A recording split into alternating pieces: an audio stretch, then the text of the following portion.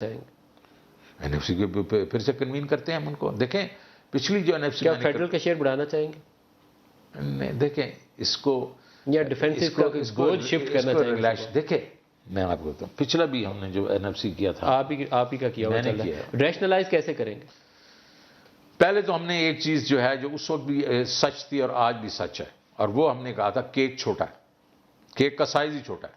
उस वक्त भी 8.8% टैक्स टू जीडीपी थी, तो आज भी कोई तकरीबन अभी 9.5-10% है। Nothing has change. तो हमने कहा था ये चीज कभी भी ठीक नहीं होगी। अब कैसे करेंगे?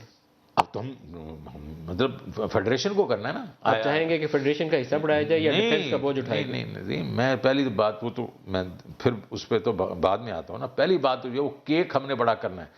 हमने कहा था 1% per year tax to GDP बढ़नी चाहिए, तो आज 11 साल हो गए हैं।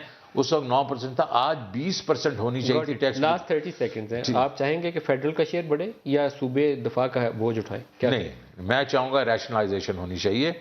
और रैशनलाइजेशन के बीच में पिछली दफ़ा जो हमारे से भूल हो गई थी कि हमने खुली छुट्टी दे दी थी सूबों के, ये आपको पैसे मिल गए, और ये हमने कदजन नहीं लगाई थी कि आप अपने रेवेन्यू भी इंक्रीज करेंगे। इस दफ़ा हम इसको बैलेंस करेंगे। इस दफ़ा बैलेंस करेंगे। शौकत तरीन साहब, finance minister, best of luck. Allah Pakistan की इकॉनमी को चलाए। पाकिस्तान की इकॉनमी चलेगी तो आप भी कामयाब होंगे और पाकिस्तान के लोग भी तरक्की करेंगे।